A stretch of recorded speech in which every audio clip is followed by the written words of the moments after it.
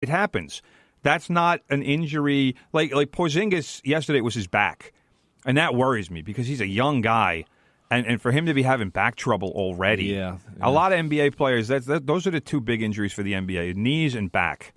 And just the fact that his back already is bothering him to that extent that he has to miss games is a real concern. Because especially at his size, he's only getting bigger. I mean, in terms of body mass. I don't think 7'3", I don't know how much taller he's getting, but he's definitely going to get bigger. Yeah, wider. Just naturally, just from lifting, from working out, and also he's still growing, believe it or not. But it's still happening. I look at Patrick Ewing now. Yeah. And see, Patrick's been eating a lot. Yeah. Yeah, and then, no doubt then you'll that. see some clip from Georgetown in '84 or something, and he was like, a rail. So yeah, and wearing the tiniest of tiny shorts. Hey, that's what you did back then. That was what the cool kids wore. Now these baggy things, which actually look worse. I don't want them tight, but I don't want them down to their ankles either. Wow. So, but the Knicks, you have to look at the Knicks, and here's the other thing I want to talk about with the Knicks. The other night they play the Houston Rockets in Houston. All right, Porzingis is out, Enes Kanter is out, which means that they pretty much have nobody who can grab a rebound. But what happens? Michael Beasley. We were talking about him last week. Yep. The Bees. Where is he? And he starts because Porzingis is out. He scored 24 points in about a quarter and a half. Yeah, that's nice. He was lighting it up. And I think he finished with like 28 points, but that was besides the point. But the Knicks had a 22-point lead on the Rockets. They wound up losing the game by more than 20. Yeah. Losing by more than that means they gave up. They didn't give up. But James Harden was doing work. There's a 40-point. It's a 40-point swing. Yeah, that's a lot. It's a lot. Yes, it is. We can agree on that. Yeah, let's take a break. We'll be back right after this. You're listening to From the Press Box on the voice of Nassau Community College, 90.3 WHPC. All hit music. For all those songs radio has forgotten about, join me, Big Ed, Mondays from 10 a.m. till noon for The Good Gold Show. We'll bring back all the great hits of the 50s, 60s, 70s, and more. The sounds of doo-wop to disco, all the Motown, soul, and great rock and roll. We'll even take your requests and dedications to The Good Gold Show. Music. On the voice of Nassau Community College, 90.3 WHPC, and streaming on the iHeartRadio app. 90.3 WHPC reminds you that smoking causes immediate damage to your body, which can lead to cancer, heart disease, smoke, asthma, and respiratory diseases such as emphysema and chronic bronchitis. If you've tried to quit before and it didn't work, try again. If you or someone you know wants free help, visit cdc.gov/tips or call 1-800-QUIT-NOW. This message from the Centers for Disease Control and Prevention in the voice of Nassau Community College, 90.3 WHPC. Look over there! I think, is that a bird? No, I think it's a plane. Yeah, you're right. It's pulling a banner. The brighter side. Hi, I'm Sarah Albertson, host of The Brighter Side, a show showing a brighter side of the world. Weekly guests who are sharing their stories in hopes of moving and inspiring others to do good in our world. The brighter it is, the better. I want to experience the brighter side.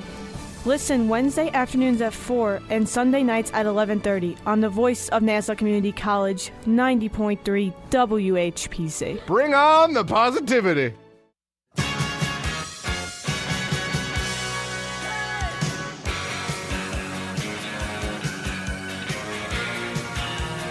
Coming down the home stretch here. Actually, that's the name of one of our shows here. Yes. On From the Press Box. I'm Rob Leonard. He's Tim Leonard. We're here every Monday, 9 a.m. to 10 a.m. on the voice of Nassau Community College, 90.3 WHPC. Timmy, do me a favor. Yes. That book over there. You see that book on the top over there? Morning Madhouse? Yeah, the book on top of that. I need that. Anyway, I want to talk about the Islanders. Right now, the Islanders are in third place in the Metropolitan Division. I have to say, brother, that the Islanders, as much as they are not sure what home will be, where their home will be in the next few years, they are playing very well. Doug Waite has turned into a very good coach. And he probably was a very good coach when he got there. It's just, people didn't really know. Yeah, but he's been doing good, actually. So the Islanders are, let's see, they 4 out of 5 games they've won. They play the Canucks tomorrow. They beat up on the Flyers. They beat up on the Hurricanes. Not the Hurricanes, the Lightning. And they beat up on the Flyers again. Well, beating up on the Lightning, that's a good win. Because the Lightning are in first place in the Atlantic Division. So yeah, and then they beat up on the Senators. Well, not beat up, but they played the Senators and beat them 2-1.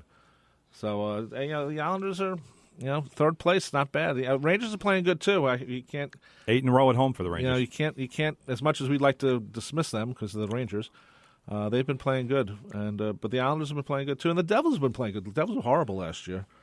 So and they're hanging on to first place in the Metropolitan Division, the Devils. Yeah. We said last week how close things were in the Metropolitan Division, and they've separated. They've separated a little bit, just a little, because last week I think it was 5 points separated first place from last place, and now it's 10 points.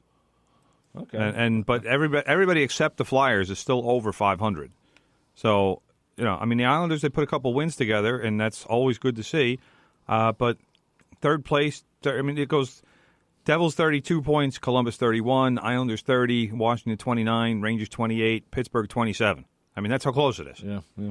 So I said this last week. If a team can put together like 4 or 5 wins in a row, you're going to move up, and you're going to probably do it quickly. Yeah, it's a good thing. I wish they had less. I wish the divisions were cut in half the way the NFL does it. But then again, you'd have the Rangers, the Devils, the Islanders, and probably the Flyers. Well, and that would be but it almost doesn't matter because the NHL it all goes by how many points you have. So right, why do you need to break it up into smaller divisions and have these artificial titles? Oh, we're the Conn Smythe Division champions. Nobody cares. Yeah.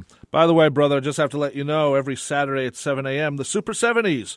Join Ron Stevens for a trip back in time for the music and fads of the Super 70s, not the crappy 70s, but the Super 70s. Every Saturday, 7 a.m., right here on WHPC. Sounds super. It is super. So, just thought I'd let you know. I appreciate that. I know you listen at home. Yes. So, well, not on Saturday. Sorry, Ron Stevens. I'm at work. I'm working. At what can 7 I tell a.m.? You? Well, I'm sleeping then. Yeah, well, you're awake. All right. I'll anyway, be up this week listening. Well, what about soccer, brother? We are a soccer-friendly show, as you know. The MLS is still going on. Of course it is. Of course, because God forbid it end in November. No. Yes. No, the MLS, the playoffs are still going on, and it's still going to be going on for a couple more weeks. And that's a problem, I think, because they shouldn't be playing soccer in December. I'm sorry, they shouldn't be running around in shorts in December. I don't care where they're playing. If the game was in Hawaii, I wouldn't want that because they're going to start up in March. I'm sure the players would like to be playing the championship game in Hawaii. Well, sure. Who wouldn't? That's why the Pro Bowl is in Hawaii, to get the players to go there. So, think about it, brother. Is it really, should it take this long to complete a season? That's my question with the MLS. Of course, you'll say, yes, of course it should. Yes. But I think otherwise. But then again, the MLS does have its following. Seattle and Portland have a very strong following. Very true. We actually have Toronto FC is playing the Columbus Crew for the Eastern Conference Championship. Right. They actually will play Wednesday night, and the Seattle Sounders FC will be playing the Houston Dynamo. It's a bit of a surprise with Houston. By the way, that's Thursday night. See what the Seattle Sounders do? They don't just call themselves FC Seattle. They call themselves the Seattle Sounders FC. Right. See, that's what you do. You give your team a name. Rob Leonard happy about that. Yeah, because... It's like the Columbus Crew SC. You like that? What SC stands for Soccer Club? Soccer Club, yes. That's the yuck. I don't know. So, but anyway, it shouldn't take on. forever to finish a season. That's my problem. Well, it does, and I don't really... I'll be honest. I'm not crazy about playoffs. No other league in the world does playoffs. I would prefer it if they just said, you know what, let's just play our season. Let's however many games it is, and whoever has the most points, that's our champion. And that's how every other league in the world does it. For soccer. Yeah, yes. But playoffs in America, we like playoffs. Is a distinctly American thing. I hate the MLS's playoff system where it's based on the number of goals over 2 games instead of who wins a series or something. Because why do you have this way of judging a playoff series for the playoff series only. You don't do that during the regular season. Well, you don't get points for your goals. All right, stop. Hold one more thing. It's like, if you remember the NASL in the Cosmos heyday, yes, you got up to 6 points. 6 points if you scored 6 goals in a game. Okay. So at least that allowed you to add on to your points. But that's basically what the MLS is doing. No, Except they're not. They don't give points for goals. But if you score, if you win the first game, let's say 4-0, chances are you're going on. It wouldn't matter. The other team would need to score at least 4 more goals against you in the second game to win.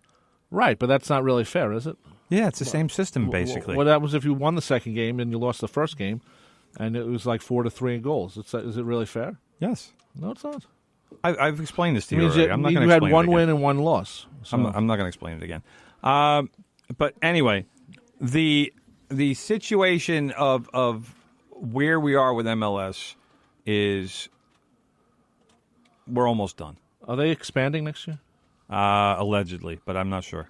Isn't Miami one of the teams? Miami is David Beckham's team and will be in the league probably within the next couple of years. But they have to build a stadium, and they're having stadium issues down in Miami. I actually read a very good article written by, I think you might remember this name, Tommy Mulroy.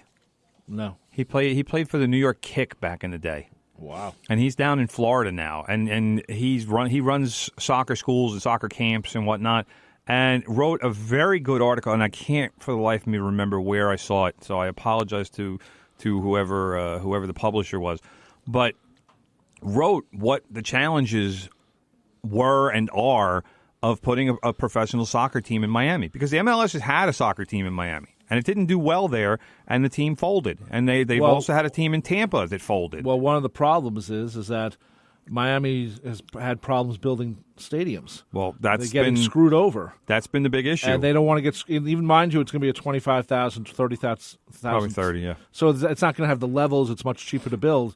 But they've had problems with the Marlins and the Dolphins and the Heat.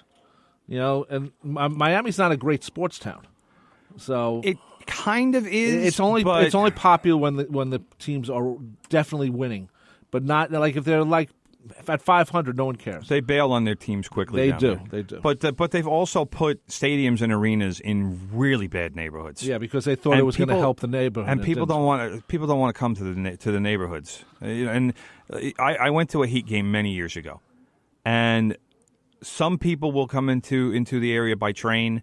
But as soon as the game is over, they are getting out of there as quick as they can. Well, I once drove by the Staples Center. Mind you, it was 10 years ago. Right. I was visiting our cousin. Yes. And I got lost because I was looking for the 10. Not a place to get lost. And there's a 10 over there. And I said, oh, okay, there it is. And so but as I'm driving through the neighborhood that's around the Staples Center, I was like, they built this in the wrong neighborhood. Wow. So very possible you could I have assume it's gotten out better. there. I assume it's gotten better. Probably not. Anyway, brother, it's time to say goodbye until next week. Hopefully my foot feels better. Yes, hopefully. I'm taking I don't want to say I'm overdosing on aspirin, but I'll be taking lots of aspirin. And plus we're going to go see the doctor right after this. Anyway, coming up next at 10 o'clock, Big Ed. Playing the Good Gold show and the songs that radio doesn't play anymore. All those great 60 songs. Just because you gotten older doesn't mean the music got crappy. It didn't. It just no one's playing it anymore. So Big Ed's coming up. Plays it. Big Ed's coming up, and thank you for listening. I will see you Friday with Beatles songs. I will see you with the Free For All on Sunday, 10 o'clock, and then I'll see you next week with Timmy, or Tim, I should say, as we talk sports every Monday, 9 a.m. to 10 a.m. right here on WHPC. Bye-bye. The opinions expressed on air are not necessarily those of WHPC, its management, or Nassau Community College. Responsible opposing viewpoints will be considered by emailing them to whpc@ncc.edu or by mail to WHPC 1 Education Drive, Garden City, New York, 11530. Thanks for listening to the voice of Nassau Community College, 90.3 WHPC.